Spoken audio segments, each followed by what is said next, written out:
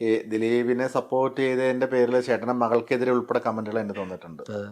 ഈ പുള്ളി അത് ഒരുപാട് അനുഭവിച്ചു. അതുകൊണ്ടാണ് ഇളയ മോളുണ്ടായപ്പോൾ അതിന് ചെന്നൈയിൽ കൊണ്ട് പഠിപ്പിക്കാനൊക്കെ നിർത്തിയത്. കാരണം ഒരു കുട്ടി ഇപ്പം എനിക്കൊക്കെ എതിരെ അതേപോലത്തെ സ്വർണ്ണക്കള്ളക്കടത്ത് എന്ന് പറഞ്ഞ് തന്നെ ചോദ്യം ചെയ്യാനൊക്കെ വിളിപ്പിച്ചിട്ടുണ്ടായിരുന്നു. അപ്പം ഞാനത് പറഞ്ഞിട്ട് ഞാൻ കള്ളക്കടത്തുകാരനാണ്, എനിക്ക് 2 പെൺപിള്ളേരുണ്ട്, അവർ സ്കൂളിൽ പഠിക്കാൻ പോകണം, അവരച്ഛൻ കള്ളക്കടത്തുകാരനാണൊക്കെ പറഞ്ഞു കഴിഞ്ഞാൽ ആ കേസ് പോയി നിന്നത് എവിടെയാ? മുഖ്യമന്ത്രിയുടെ ഓഫീസിലാണ്. അപ്പം ഞാൻ ആലോചിച്ചത് ദൈവം ഇതെന്ത് കേസാ എന്ന് പറഞ്ഞു. അപ്പം എന്നെ ഈ ബിബിൻ ജോർജൊക്കെ വിളിച്ച് കളിയാക്കാറുണ്ട്, ചേട്ടാ അടുത്ത പള്ളി എപ്പോഴാണ് വെടിയെന്ന് ഞങ്ങൾക്ക് ചോദിക്കും എന്ന് പറഞ്ഞ പോലെ നമ്മൾ മനസ്സുമായി അറിയാത്ത കുറേ കാര്യങ്ങളിൽ പോയി പെടും. ചിലർ പെടുത്തും, ചില ന്യൂട്രൽ പോയിന്റുകൾ വെച്ചിട്ട് നമ്മളതിലായിപ്പോവും. ഇപ്പം സ്വർണ്ണക്കള്ളക്കടത്ത് കേസ് എന്ന് പറഞ്ഞിട്ട് എന്നെ ചോദ്യം ചെയ്യാൻ വിളിച്ചപ്പോൾ എവിടെയുള്ളൊരു പയ്യൻ ഇടക്കിടക്ക് വിളിച്ചിട്ട് ഇങ്ങനെ സംസാരിക്കും. ഞാൻ അവൻ്റെ നമ്പർ മൊബൈൽ ഫീഡ് ചെയ്യാനൊന്നും പോയില്ല. അപ്പം ഞാൻ അവിടെ പോകുമ്പോൾ എനിക്കൊരു കോമഡി പോലെയാണ്. ഞാൻ വണ്ടിക്ക് വന്നിട്ട് ബ്ലൂടൂത്തിൽ ഇവൻ്റെ കോൾ വരും, പറയും ഏട്ടാ നിങ്ങൾക്ക് 2 കോടി തരും എന്നൊക്കെ പറഞ്ഞിട്ട് വിളിക്കും. അപ്പം ഞാൻ 2 കോടി ഞാൻ കണ്ടിട്ട് പോലും ഇല്ല അതൊക്കെ പറഞ്ഞു. അങ്ങനെ നമ്മൾ വിളിച്ചു പോയതിൻ്റെ പേരിലൊക്കെയാണ് ഇങ്ങനെ. കണക്ട് ചെയ്തായിരുന്നു. അവനൊക്കെ ഒരു പാവം പയ്യൻ, ഇതിൻ്റെ ഒരു ഏടിൽ പോലും ഇല്ല, പോലീസ് സ്റ്റേഷനിലായിട്ടൊരു ബന്ധമില്ലാത്തൊരു കോടികൾ എന്നൊക്കെ പറഞ്ഞാൽ അവൻ ഇന്ന നാട്ടിനെ പരിചയമുണ്ടോ, ഇന്ന നാട്ടിനെ പരിചയമുണ്ടോ എന്നൊക്കെ പറഞ്ഞ് ചോദിച്ചിട്ട് അവരൊക്കെ എൻ്റെ സുഹൃത്തുക്കളാണ്, എന്താണ് എന്നൊക്കെ പറഞ്ഞു. ഇടയ്ക്ക് ഞാൻ അവനോട് വിളിച്ചിട്ട് പറഞ്ഞു 2 കോടിയൊന്നും പോരാ, 3 കോടി ഉണ്ടെങ്കിൽ ഓക്കെ എന്നൊക്കെ പറഞ്ഞിട്ട് ഞാനിങ്ങനെയൊക്കെ തമാശ പറയുമായിരുന്നു. അതൊക്കെയാണ് എന്നെ വിളിപ്പിച്ചത്. പക്ഷേ ആ കേസ് പോയി നിന്നത് അറ്റത്താ പോയി നിന്നത്, കേന്ദ്ര ഓഫീസിലാണ് പോയി നിന്നത്.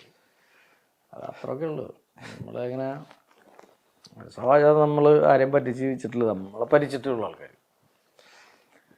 ഇപ്പൊ ഈ ദിലീപേട്ടന്റെ വിഷയം നമ്മൾ സംസാരിച്ചുകൊണ്ടിരുന്നത്. ഇപ്പം ബബ്ബ സിനിമ ഇറങ്ങുന്നു, അതിനെതിരെയും വളരെയധികം ഇപ്പൊ സിനിമ എന്തോ ആയിക്കോട്ടെ, ചിലപ്പോൾ സിനിമ നല്ലതായിരിക്കാം, അല്ലെങ്കിൽ ആവറേജ് സിനിമ ആയിരിക്കാം, ചിലപ്പോൾ മോശമായിരിക്കാം.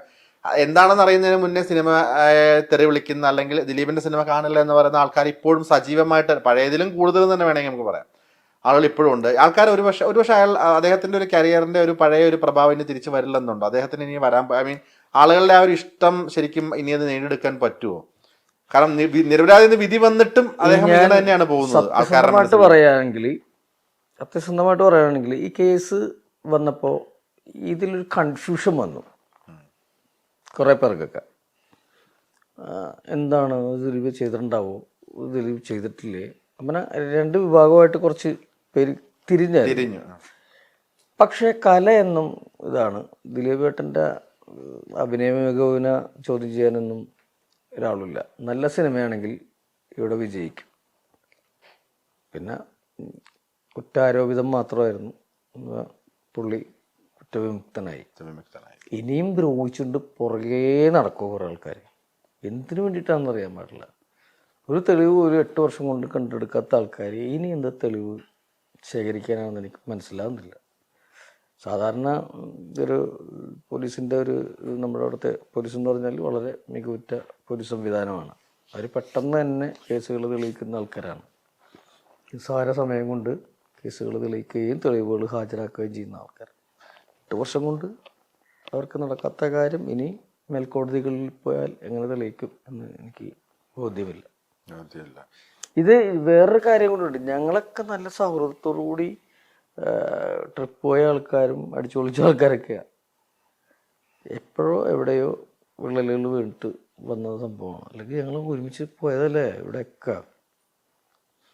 അമേരിക്കയിലൊക്കെ ഒരു 10-50 ദിവസം നല്ല രീതിയിൽ നല്ല കൂട്ടായിരുന്നു. എന്നെയാണ് ആദ്യം ചോദ്യം ചെയ്യാൻ കൊണ്ടുപോകുന്നത് സിനിമയിൽ നിന്ന്. ഈ കേസുമായിട്ടാണ് ദിവസം ഇവരൊക്കെ ചോദ്യം ചെയ്തായിരുന്നു. പല ന്യൂസുകളിലും വന്ന ഒരു കാര്യമാണ്, നാദിർ ഷാ എക്കയുടെ അടുത്ത് പോലീസ് വിളിച്ചിട്ട് മറ്റേ മൊഴി കൊടുക്കാൻ വരുമ്പോൾ അത് ഇങ്ങനെയൊക്കെ പറഞ്ഞ് ചെയ്താൽ മതി, ഇങ്ങനെയൊക്കെ പറഞ്ഞു, അപ്പം അങ്ങനെ ഉണ്ടെന്നൊക്കെ പറഞ്ഞേ, അങ്ങനെ ഒരു ടോണിൽ പോലീസിൽ നിന്ന് സംസാരിച്ചെന്നൊക്കെ പറയുന്നത്, അതൊക്കെ ശരിക്കും ക്വസ്റ്റ്യൻ ചെയ്യാൻ വിളിപ്പിച്ച ഒരാളെന്നുള്ളതിൽ അങ്ങനെ എന്ന് പറഞ്ഞാൽ ഇക്കാക്കെന്നാ ഞാൻ വിളിക്കുന്നത് ആഷിക്കിന. ഇക്കാക്ക എന്നൊക്കെ പറഞ്ഞാൽ അങ്ങനത്തെ ഒരു സംഭവം പേടിച്ചരണ്ട് പ്രഷർ കൂടുന്ന ആളാണ് പുള്ളി. പുള്ളിനൊക്കെ അങ്ങനെ പേടിപ്പിച്ച് കഴിഞ്ഞാൽ പുള്ളി പേടിച്ച് അരണ്ടോ അങ്ങനത്തെ ഒരു മനുഷ്യനാണ്. അങ്ങനെയൊക്കെ ഒരു ജീവിതത്തിലൊരു കുറ്റകൃത്യം ചെയ്യാത്ത ഒരു കേസും ഇല്ലാത്ത അങ്ങനത്തെ ഒരാളാണ് ദിലീപ് എന്ന മനുഷ്യരായിട്ടുള്ള ആത്മബന്ധം വെച്ചിട്ട് പുള്ളിനെ അങ്ങനെ ചോദിച്ചതാണ് നമുക്ക് പിടിക്കിട്ടാത്തത്. ഒരിക്കലും അങ്ങനെ അങ്ങനത്തെ ഒരാളല്ല, ചിന്തിക്കാൻ പോലും പറ്റില്ല എനിക്കൊന്നും മിക്കാക്കിനെ പറ്റിയൊക്കെ. അതൊന്നും അങ്ങനെ ഒരിക്കലും ചെയ്യില്ല. ഇടയ്ക്ക് ചേട്ടൻ പറയുന്നുണ്ടായിരുന്നു മറ്റേ ലാലേട്ടൻ മമ്മൂക്കൊക്കെ അമ്മയുടെ തലപ്പത്തൊക്കെ ഇരിക്കുന്നത് പോലെ മറ്റാരാണേലും ചെയ്യാൻ പറ്റും. ഇപ്പം അമ്മ അസോസിയേഷൻ പ്രവർത്തനങ്ങൾ ഇപ്പം സജീവമായിട്ട് അതിൽ ഇടപെടാറുണ്ടോ, അല്ലെങ്കിൽ എങ്ങനെ നോക്കിക്കാണുന്നു? വളരെ നല്ല പ്രവർത്തനമാണ് ഇപ്പോഴും.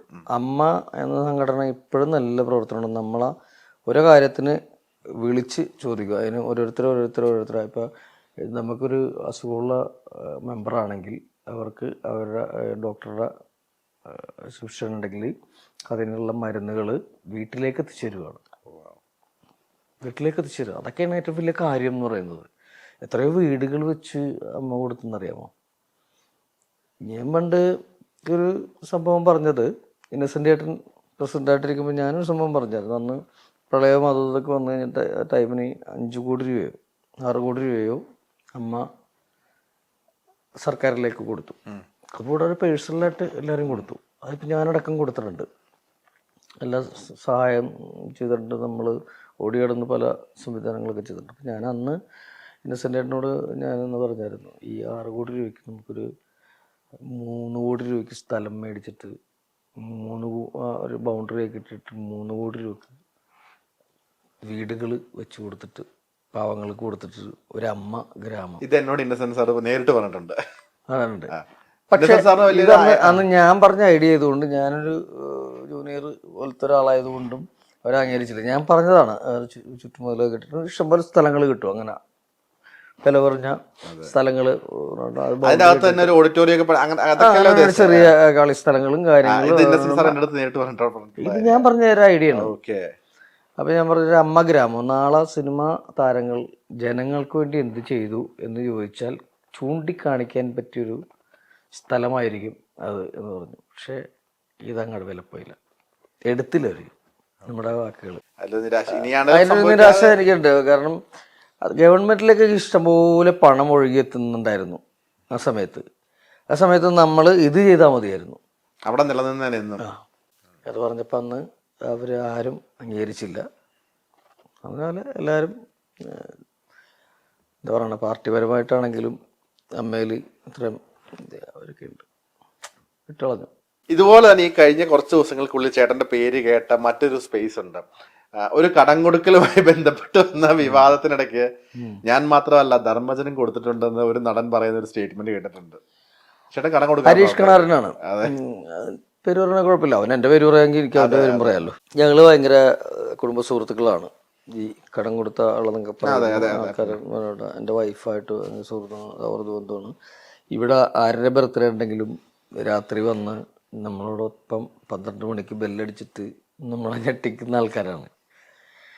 പിന്നെ ഈ സിനിമ സംബന്ധമായിട്ട് അവൻ പറയുന്നത് പോലെ ഇത് വളരെ നയപരമായിട്ട് തീർക്കാവുന്നൊരു പ്രശ്നമായിരുന്നു. ഞാൻ അവനോട് പറഞ്ഞിട്ടുണ്ടായിരുന്നു, നമുക്ക് എൻ്റെ വീട്ടിൽ വെച്ചിട്ട് നമുക്കിത് തീർക്കാം, അത് വളരെ മാന്യമായിട്ട് തീർക്കാം എന്ന് പറഞ്ഞു. പുള്ളിയുടെ ഒരു സിനിമ ഇനി ഇറങ്ങാനുണ്ട്, അപ്പോൾ അത് കഴിഞ്ഞിട്ട് ഇതിനെപ്പറ്റി വിശദീകരണം നൽകുമെന്ന് അദ്ദേഹം പറഞ്ഞിട്ടുണ്ട്. അപ്പം ഈവൻ നമ്മൾ പറഞ്ഞത് അനുസരിച്ച് ഈ വീട്ടിലിരുന്നിട്ട് ഇവിടെ വന്ന് ഹരീഷും നിർമ്മലും ഒക്കെ ഉണ്ടായിരുന്നു. എല്ലാവരും കൂടി വന്ന് സംസാരിച്ച് ഞാൻ ഇത്തരം കാര്യങ്ങളൊക്കെ വളരെ വിശദമായിട്ട് അവനോട് സംസാരിക്കുകയും അതിങ്ങനെ ചെയ്യാം അങ്ങനെ ചെയ്യാം നമുക്ക് നടപടി ഉണ്ടാക്കാം എന്നൊക്കെ പറഞ്ഞ് വിട്ടിട്ട് അവൻ പിറ്റേ ദിവസം പോയിട്ട് പിന്നെ വിളക്ക് തുടങ്ങി. ചില കാര്യങ്ങൾ സംസാരിച്ച് തീർക്കാൻ പറ്റും. ഇപ്പം എന്താണ് ഇവരുടെ ഇടയിൽ സംഭവിച്ചേക്കണമെന്ന് നമുക്കറിയാൻ പാടില്ല. എൻ്റെ കാര്യം ഞാൻ നോക്കിക്കോളാം, നിൻ്റെ കാര്യങ്ങൾ ഇങ്ങനെ സംസാരിച്ച് നമുക്ക് എന്താണെന്ന് വെച്ചാൽ ചെയ്യാം എന്നൊക്കെ പറഞ്ഞിട്ട് അവൻ പോയി പിന്നെയും ഇത് തുടങ്ങി. പിന്നെ ഞാനത് വിട്ടു. പിന്നെ നമ്മളെ കയ്യിൽ കിട്ടണ്ടായി. ഇങ്ങനെ ഒരാളെ നാറ്റിച്ചതിന് ശേഷം സോറി എന്ന് പറഞ്ഞിട്ട് കാര്യമില്ല.